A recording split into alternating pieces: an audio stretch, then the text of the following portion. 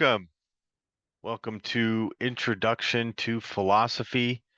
I am Dr. Gracie, and I will be your instructor.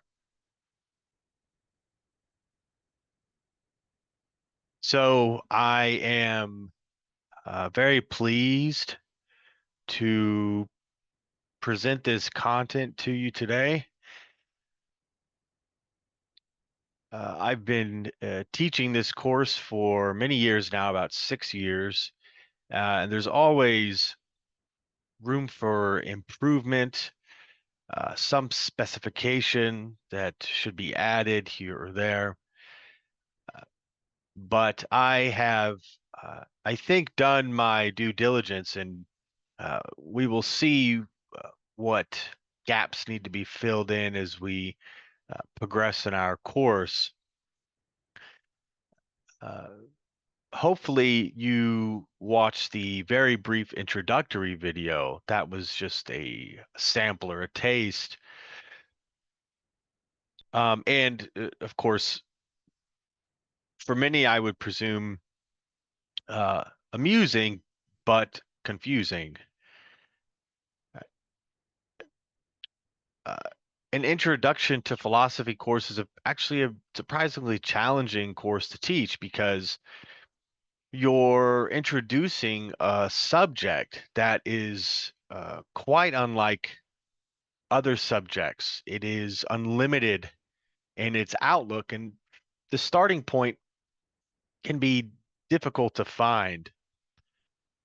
But also, philosophy is arguably, uh, in some ways, that is, according to its specific metaphysical character, the hardest subject for people to grasp or understand because it exceeds our imagination, whereas the other sciences uh, do not exceed our imagination. So I think it's appropriate to begin here by setting up a sort of simple thought experiment, a what would you do sort of thought experiment. A colleague of mine introduced this sort of thought experiment to me, and ever since I've found it invaluable to introducing students, often young people, to philosophy. So imagine you have two vials. On the left, a vial filled with green potion, a green liquid, and on the right, a vial filled with purple potion. The green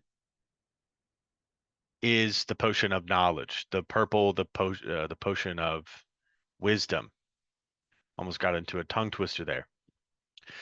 In other words, if you drink the green potion, you'll be imbued and endowed with all the effects of knowledge.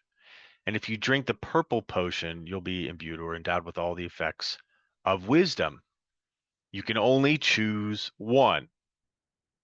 Which do you choose? Think about it.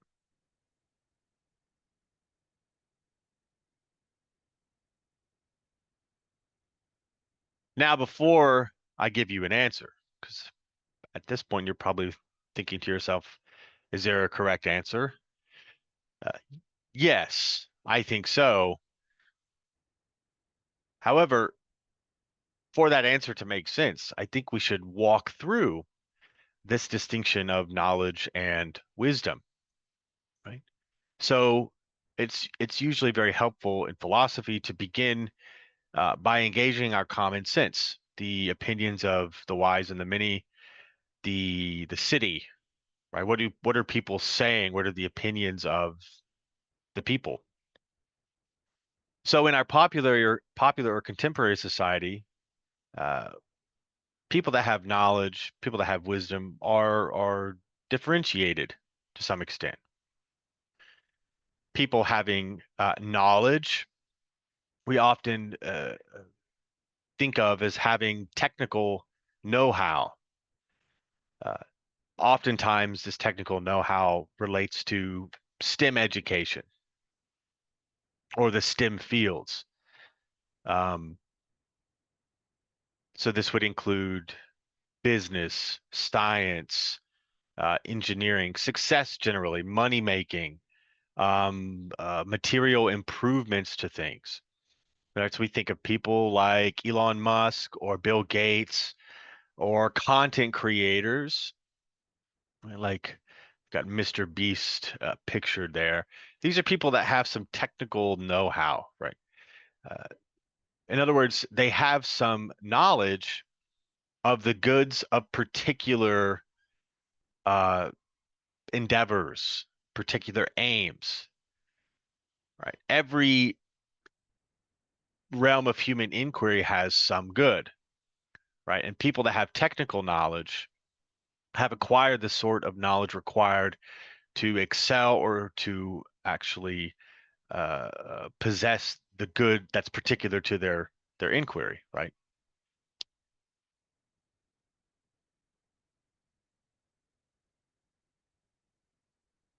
And we can also uh, think of people that society generally would consider as having wisdom, right? And there's something in the appearance, right, of these people that um, signifies having some sort of wisdom, right? So we think mainly in this way of religious figures, the Dalai Lama, uh, Saint Therese of Lisieux, who was a French Carmelite mystic, or Confucius, right? Confucius says these are people we associate with wisdom, right? Okay, so what about philosophers? Well, interestingly, he's been going deep into the doctrines of philosophy. Philosophers sort of comprise both categories, right? So they even look like a kind of mixture of the two. They have an appearance of one having scientific or technical knowledge, but then they also have an appearance, right, of people that we would consider wise. Philosophers look like sages. Sometimes they look like saints. So there are a few philosophers listed, shown here. On the top right, there is a medieval theologian and philosopher named John Duns Scotus. To his left, the great early modern philosopher Rene Descartes. A contemporary figure there, David Chalmers. To his left, Ludwig Wittgenstein, the great Austrian philosopher. I believe he was Austrian. And then down there, of course, Plato and Aristotle. Right.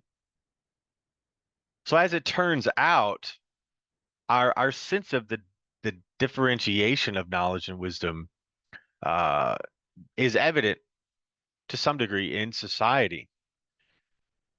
And as it turns out, what philosophers have, specifically Aristotle, the philosopher as he was called in the Middle Ages, as it turns out, according to Aristotle, the sort of knowledge and wisdom that philosophers have, right, is in fact a combination of technical knowledge, scientific knowledge, and the wisdom that we usually associate with more religious and mystical figures. But let's not neglect the central question, the question that we should ask. What is knowledge?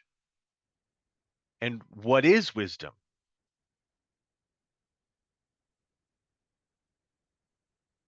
The issue at stake, the reason why philosophy is concerned with having both knowledge and wisdom is due to what happens when we isolate knowledge and wisdom, right? Especially in the according to the figures that we just saw, right? The problem with isolating the two goes all the way back to Socrates.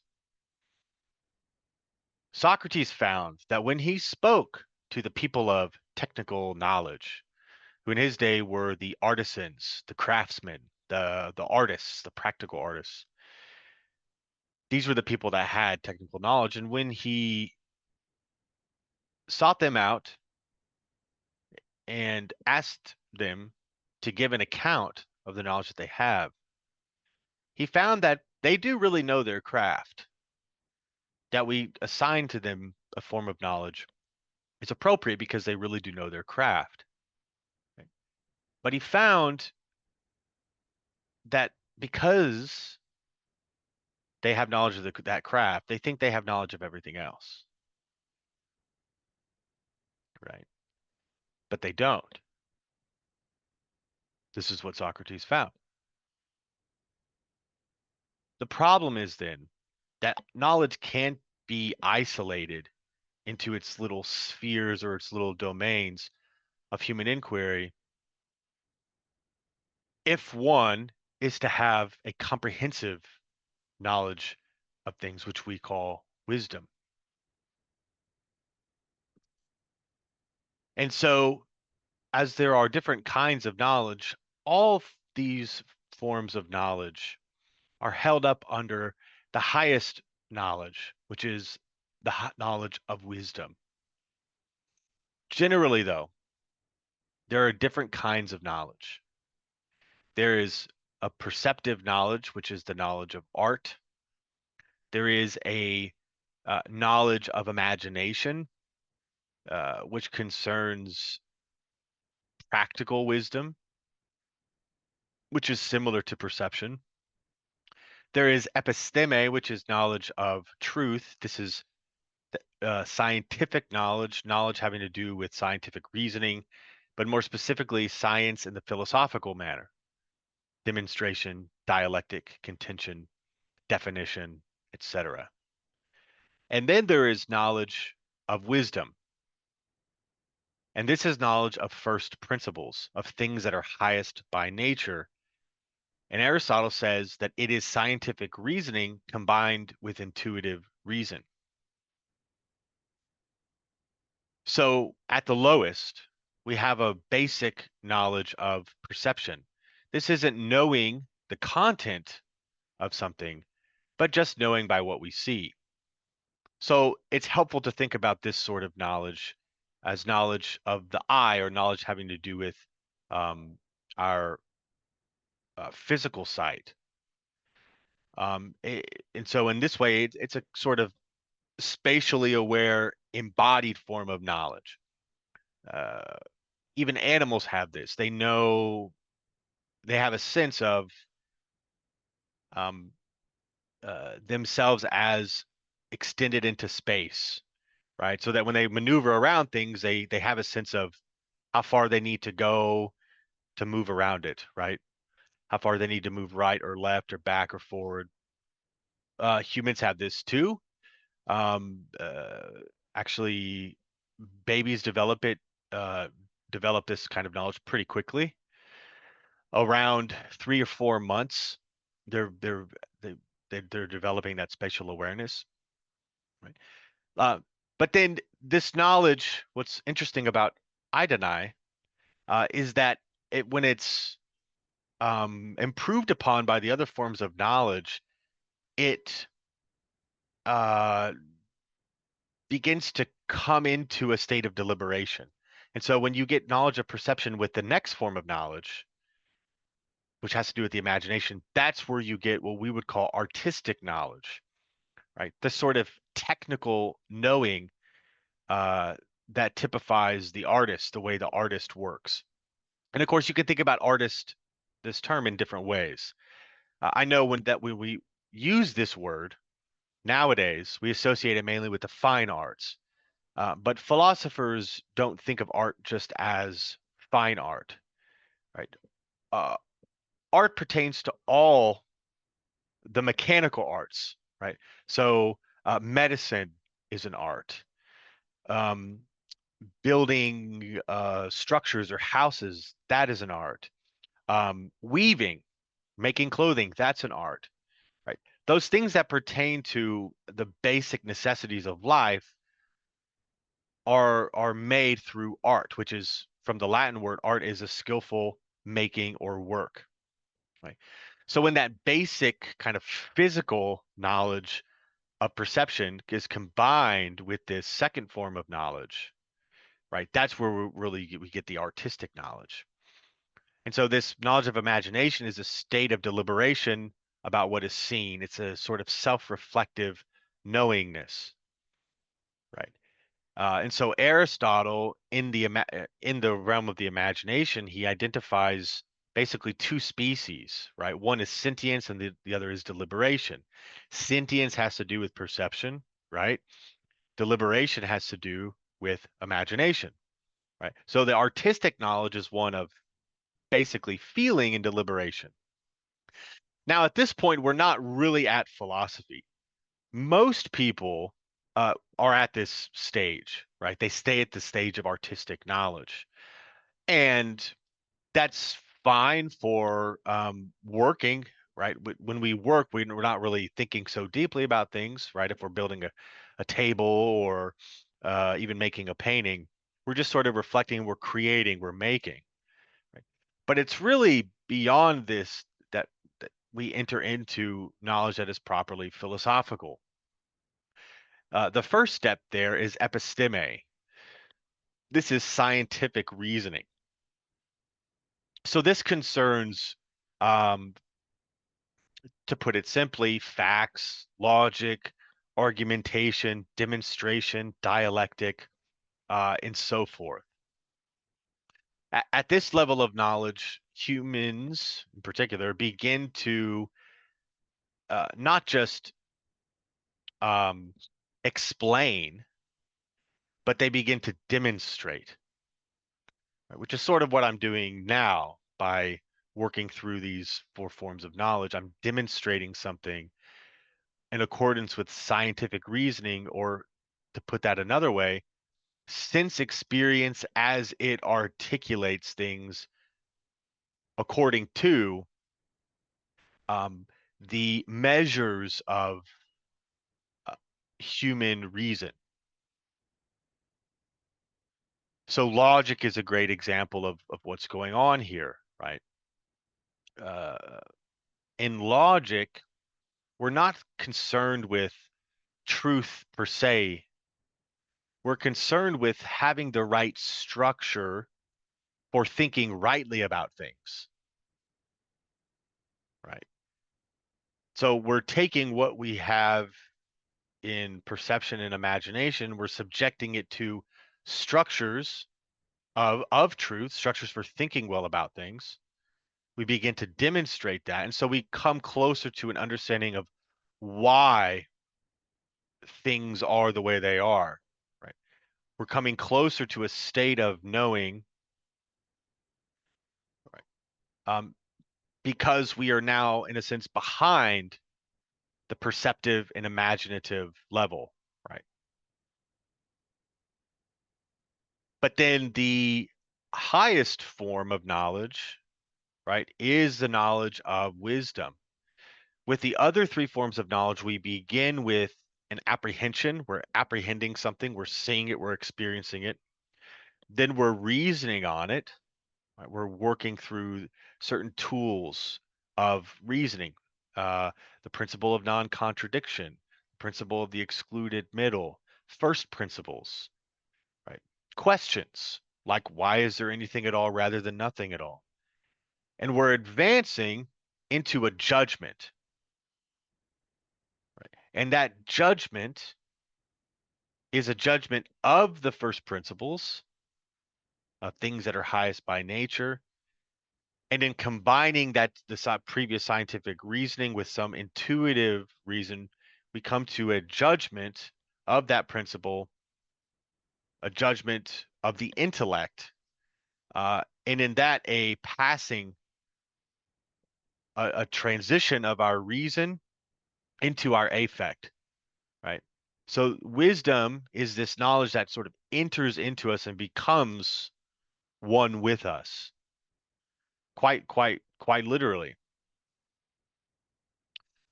So let's say more about that, right? Wisdom, this highest form of knowledge. Wisdom is knowledge of the highest and deepest causes of things through the highest and deepest causes of things. And it's a knowledge that passes into the affect. Wisdom is also an intellectual virtue. That is to say, it's an intellectual power. And so wisdom is dispositional, right? It's something inside and beyond, in a sense. So, and just as knowledge has four components, so wisdom has four components. And these are basically common wisdom, uncommon wisdom, multiformal wisdom, and mystical wisdom. So wisdom is common in the sense that it is of common sense, and that it's of the speculative sense. So in this first form of wisdom or component of wisdom, we're speaking of properly philosophical wisdom. Uncommon wisdom is vestigial. This is a harder idea and concept, but we're speaking of wisdom is metaphysical in the highest. Metaphysica, meaning what's behind nature. Physica, nature, what's behind nature. Multiformal, this is, to put this very simply, this is religious knowledge. This is knowledge that's acquired through religious interpretation. And then lastly, mystical, which is wisdom hidden in mystery. Now, mystical wisdom is not the uncommon wisdom, and mystical wisdom is not the common wisdom. Mystical is something even more.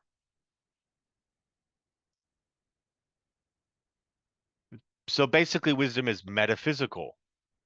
Uh, this sort of knowledge, which is a knowledge of wisdom, is paradoxical. It is the most commonplace insofar as its subject is found everywhere and its general principles are known by all men, but it is also the most difficult kind of human knowledge, and therefore few understand the significance of what they know. Generally, this kind of knowledge, metaphysical knowledge, is divided into the pre-scientific and the super-scientific. Pre-scientific metaphysical knowledge is our common sense, a kind of robust common sense.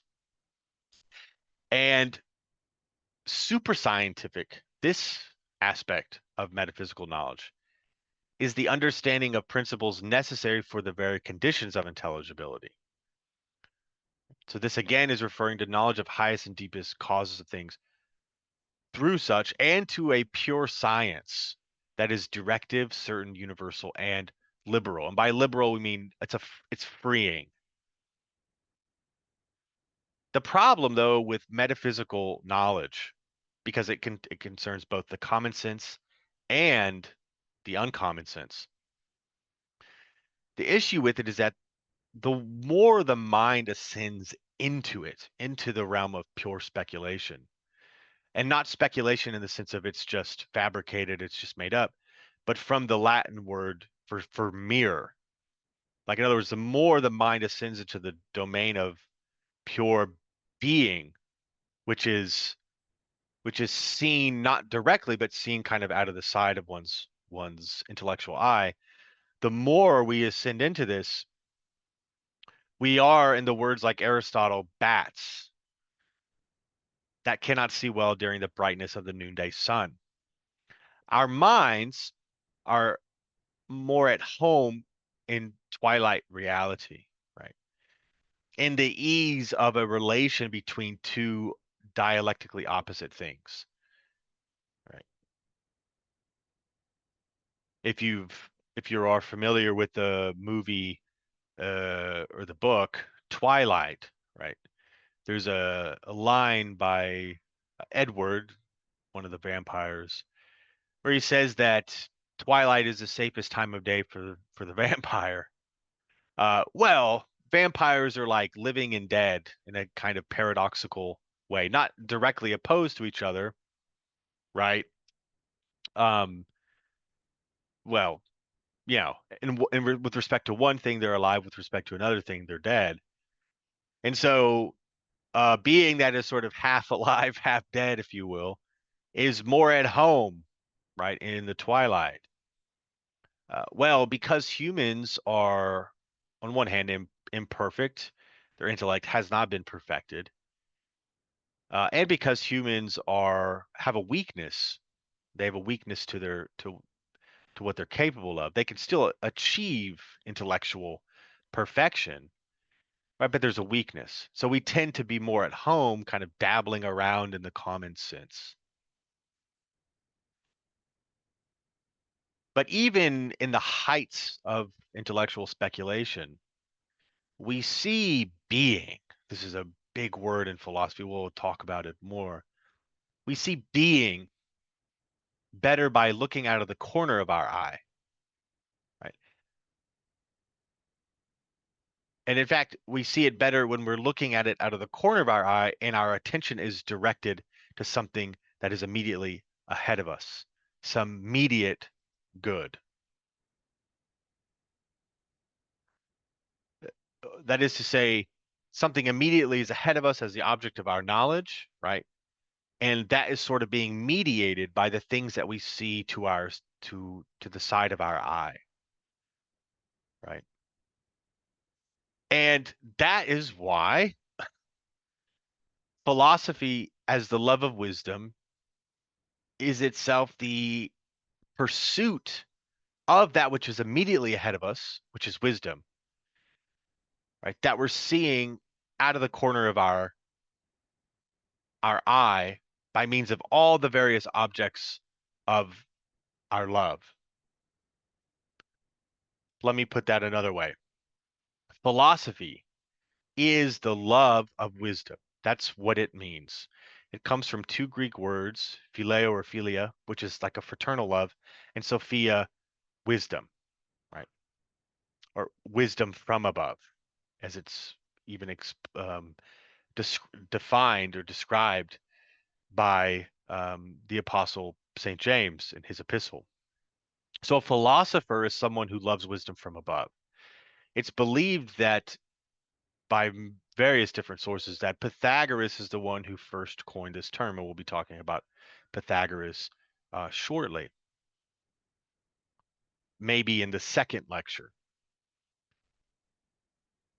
There is some doubt about that, but it's generally accepted that Pythagoras is the one that coined that term.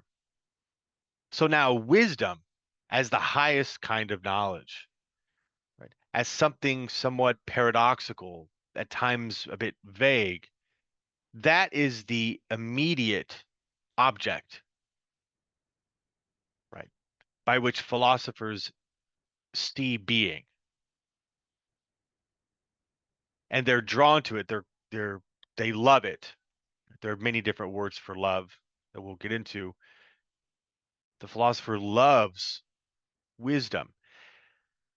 Now, wisdom is so immense that the philosopher has to see out of the corner of his eye various beings, articulating them in order to draw them closer to wisdom.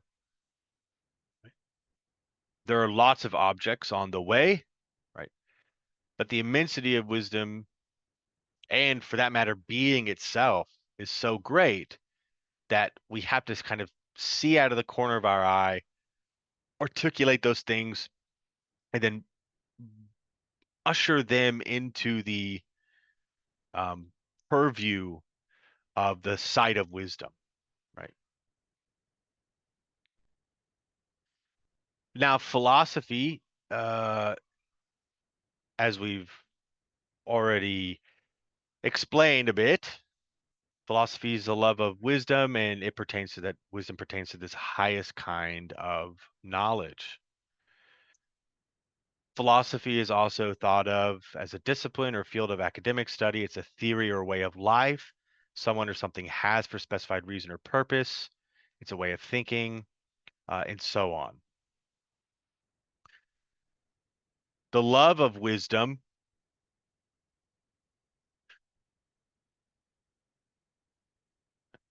effect. Let's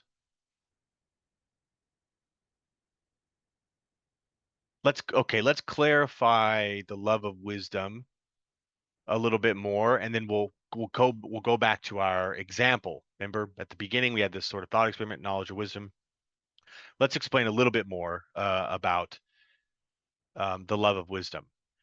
So as I said just a little while ago, there are different words for love in Greek and Latin. Generally, the word love, depending again, lots of different words for this: storge, eros, agape. Those are some Greek words referring to different forms of parental love, erotic love. Um, there's fraternal love, brotherly or sisterly love. There's unconditioned or unconditional love. In Latin, similarly, we have words like delectio, amor, caritas. Uh, just to give you the basic sense, though, that love encompasses generally the fondness or dearness of the affections, and it can have as its object things such as friendship, a choice of the will, an election, like I choose you. It can also include something of dear or high cost and more. What we love, this is a kind of basic view that you'll find in many philosophers, most notably St. Augustine. What we love is what weighs our being. Loving something one ought not love weighs being in the negative, that is, in the sense of a loss of life. Loving something one ought love, however, weighs being in the positive, that is, in terms of a gain of life. Hence, philosophers give a lot of attention to things like virtue and vice. Right. So, in other words, virtuousness, kind of uprightness of power, and viciousness, kind of non-uprightness of power, as well as things like eternal goods and temporal goods. So wisdom is an eternal good. That is to say, the uh, in wisdom is the honor of things that are everlasting. It doesn't go away. Right? Whereas temporal goods are things that pass with time. That's their nature, to fade, to go out of being. So intemporal goods are things like money. That's a temporal good. Success. That's a temporal good. So because philosophers are so concerned about the love of wisdom, that is the love of something imperishable, the love of something that doesn't pass away, philosophers are in the camp of opposing goods that pass away or that change in a particular way. So the philosopher chooses wisdom as the object of their love, and there's safety in that. Wisdom is imperishable. It doesn't fade. It's splendid. It's marvelous. It's something worth seeking. The philosopher chooses wisdom as the object of their love, and by articulating this object, because it is everlasting, because it is eternal, they experience in part or in whole felicity or happiness. This is why Aristotle, one reason why Aristotle says um, that the right sort of action is a rational activity of the soul that's in keeping with the principle of blessedness, right? And this is something for Aristotle that occurs over a long period of time. We have to form a habit of choosing rightly. But the philosopher is insistent on choosing rightly by articulating the object of their love. And in that, there's a share in felicity or happiness. And so, to kind of summarize a love of wisdom, this is what philosophy is: from the apprehension of knowledge, technical, scientific, and by apprehension of the first principles of wisdom. We'll talk about this as we go on through the course, but one principle of that is for example, a principle from physics, which is a part of natural philosophy, which says that the end imposes a necessity on those things that pertain to the end. Okay, so from the apprehension of technical scientific knowledge, and the apprehension of first principles of wisdom, the philosopher engages in acquisitive art, skillful making and work, right, by means of perception and imagination, to rectify ideas. What is an idea? An idea is the likeness of a thing known. To rectify ideas through prudence, which is a a virtue. It's one of the cardinal virtues. It rectifies things. And then by rectifying ideas through prudence and by reasoning, because we have to reason in order to rectify, in order to arrive at understanding, which is the illumination of the intellect, to then enter into wisdom that is practical, speculative, mystical, and satisfying. So first there's apprehension, scientific knowledge, and first principles. And then there's an engagement in art, skillful making and work. And then there's a rectification of ideas that we usually gain through art by prudence or by the virtues and by reasoning. We do this in order to arrive at understanding. And in arriving at understanding, we enter into wisdom. Wonderful. So generally, knowledge is technical, self-directed, logical, factual, and scientific. Wisdom is all the above and more. And philosophers, what distinguishes the philosopher from others is that they're a lot more keen on utilizing scientific and technical knowledge on behalf of wisdom than the figures of wisdom that we just mentioned. So Saint Therese of Lisieux is a very wise, very holy young woman. She was only 24 when she died. But God bless her, she's not a philosopher. And if you were to ask her about what Aristotle teaches uh, concerning the eternity of the world, she would be at a loss to tell you, right? But that's okay. But that's okay. If you were to ask Elon Musk the same question, what would he say? Okay, so now we have to ask knowledge or wisdom.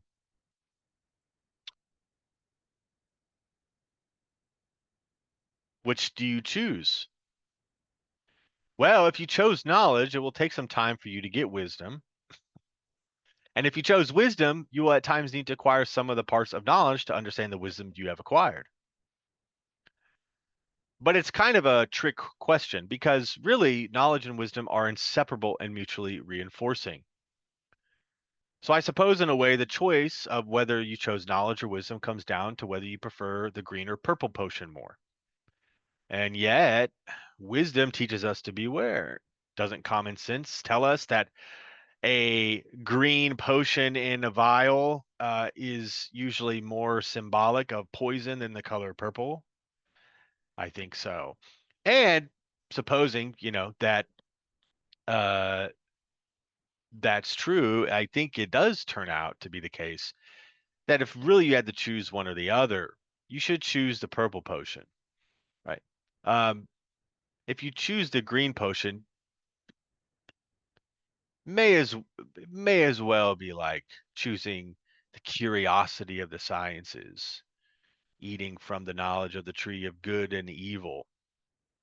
You'd be safer with purple, but you could be fine, I think, in choosing one or the other because there's going to be something of wisdom in the green.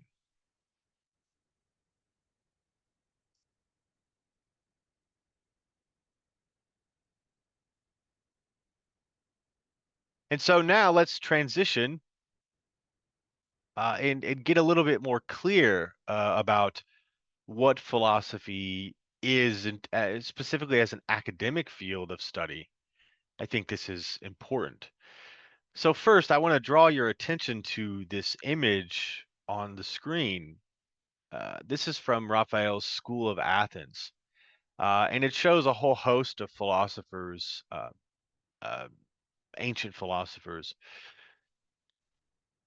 meeting at Plato's school. Plato was a philosopher, a Greek philosopher, who was a student of Socrates, and he taught Aristotle, and he founded a school in Athens. And so you can Google the painting, uh, and see the whole diorama. This is a zoomed in photo, image of Plato and Aristotle. Plato is on the left and Aristotle is on the right. Now, in a sense, we'll uncover this more as we proceed with the course. Uh, this image represents all of philosophy. Plato has his finger pointed upwards, right? As if to signify the realm of the eternal forms. And then Aristotle has his hand pointed, or his hand outstretched down, as if trying to ground us, or return Aristotle. We could say that. Yeah, return Plato to the realm of the sensible particulars. That is the world, or the realm of our sense experience. In a sense, philosophy is one huge, entire, large, gargantuan, immense um, discussion on the distinction of matter and spirit, and the relation of matter and spirit, as well as the distinction and the relation of existence and essence. And so this image, at the very outset, it sort of represents the challenge of philosophy. How do we unite in a relation of reason, the material and the immaterial, mind and body, essence and existence? How do we understand the composition of these things?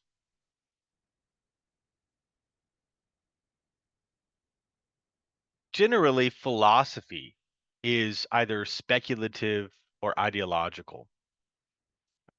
If it's speculative, that means it's more theoretical than practical.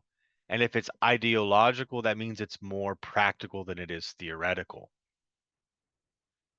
Speculative philosophy is usually what we know as academic philosophy. It concerns the study of and search for the ultimate notions, principles, causes, relations, etc. of things. So with this form of philosophy, we're investigating the very conditions of intelligibility for the universe, which in turn supplies the foundations of understanding for the other sciences. And the highest field of science in speculative philosophy is what we call metaphysics. Philosophy is divided into three parts.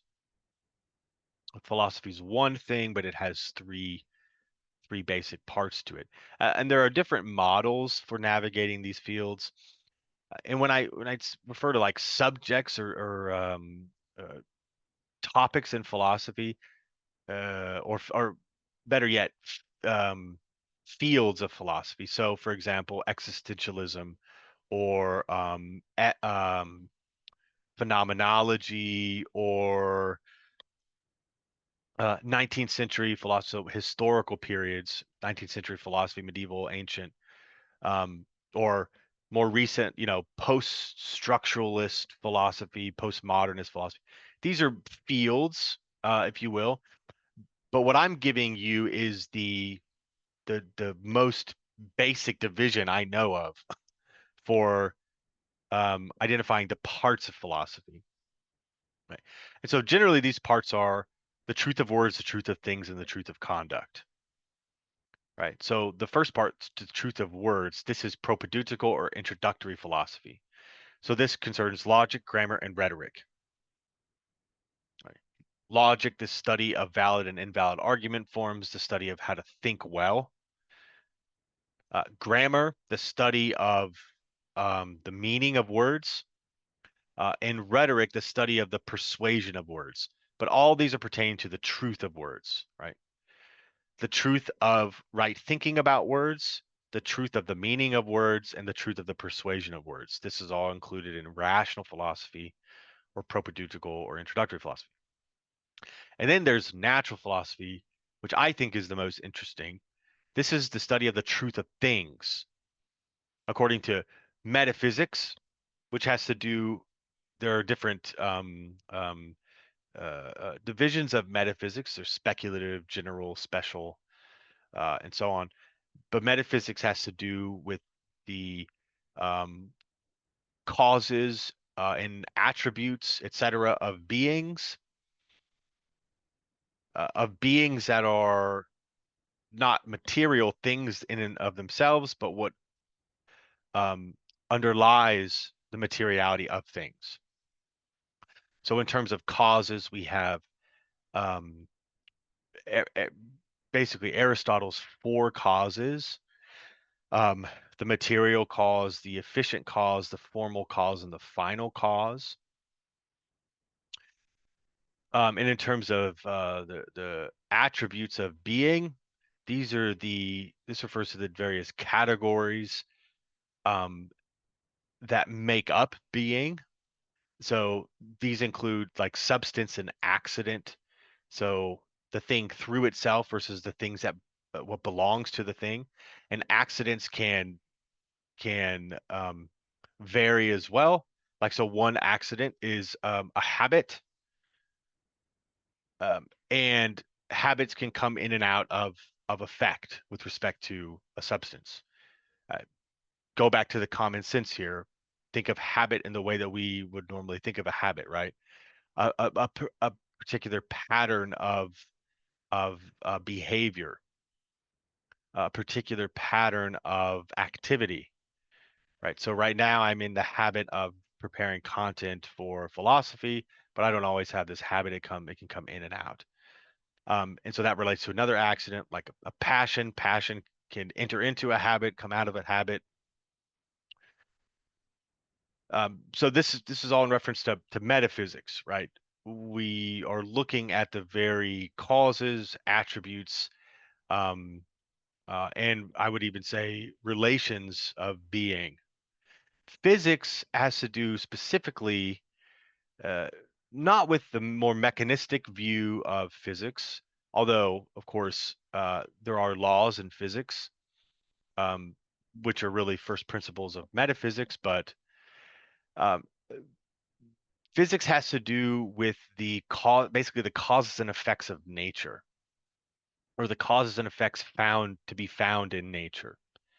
Right. And then mathematics has to do with the abstractive principles by which we regulate our knowledge of metaphysics and physics. And then moral philosophy, the truth of conduct. Uh, so in with this, we are understanding the truth of conduct with respect to the individual, the commonwealth, so like the locale, the family really is what that means, and the state. When it's talking about the state and the commonwealth, really we're talking about political philosophy, or that philosophy that has to do with the governance and regulation of a community of human beings, of a state, of a nation, etc. Governance, generally governance of another, and so it has to do with justice. Uh, and then ethics, properly so called, has to do with the conduct of the individual, right? The individual's engagement with another. And so they all sort of belong to the same part or division of philosophy, because um, our individual actions they always have some relation to a state, to a commonwealth, to a community. This is a diagram by James Jacobs, who I think is still teaching at the Catholic University of America, or he's there, maybe he's not. I'm not sure. That's off the top of my head. But this is a diagram that a, yeah, a table or diagram that just gives an overview of how philosophy relates, in particular, and how religion and science relate to each other, but how philosophy relates to science and religion. So when we say religion, that's a kind of sort of um, an abused word. Nowadays, religion and philosophy really go hand in hand. But by religion, Jacobs is referring to like like uh, the divine science of faith, namely that science having to do purely with the articles of faith, things that can only be believed through faith. Religion and philosophy have an overlap in that they are both seeking to give an ultimate explanation, um, uh, or else they're both using first principles as a cause um, uh, in order to offer this ultimate explanation. They're different in that philosophy proceeds on the basis of reason, not faith. And they also differ in the sense that philosophy verifies things by rational necessity, right? So philosophy can disagree with religion. It's possible, but it can also agree with it. Um, Likewise, philosophy and science, and by science here we mean empirical science, laboratory type tinkering. Um, Philosophy and science are share a common starting point, which is reason. At least that's what empirical science, that's where it should start. But the object of their science differs. Science uses approximate or material cause. Philosophy uses first principles. And the form of verification differs. Philosophy verifies by rational necessity. Science, empirical science, verifies by the repeatability of its method, which we call the scientific method. So this is a very useful diagram, though, and I highly recommend just keeping it in mind and working through it. It will be of assistance for you. Well, we can ask, though, like, why speculative philosophy? What's the point of philosophy? Well, going off the diagram table that we were just looking at, speculative philosophy is important because it overcomes reductionistic tendencies, both in modern empirical science and religion. The reductionistic tendency of modern science is called scientism, which is the view that all human knowledge is reducible to the empirical scientific form of knowledge. And the reductionistic tendency of religion is called fideism, which says that all human knowledge is reducible to that which is given through divine revelation. Well, philosophy is there as a sort of bulwark against both of these reductionistic tendencies. Philosophy says to scientism, no, there is a knowledge to be had of first principles. Um, there's a knowledge to be had just purely by rational necessity, right?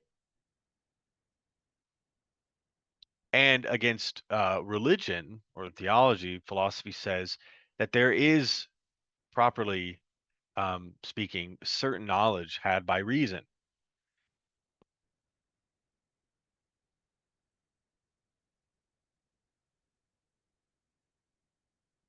And so philosophy then performs or serves a function of um, curbing excesses in the sciences. And philosophy can do this because it has an unlimited aspect to its purview, right? It looks at all of the the foundation of human inquiry, um, and by staying there, can sort of spot excesses when they occur just by traversing the ground of reason that isn't its modern form of scientism, right?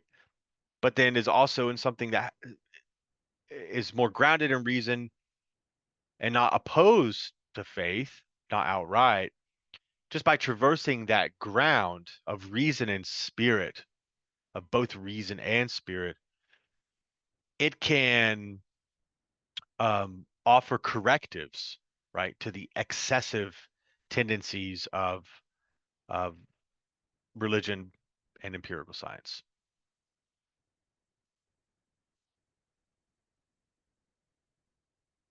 Here are some key terms that are helpful for just getting a sense of the words that we use repetitively throughout this. For the next for the next lecture, we will be working through the origins of the perennial philosophy.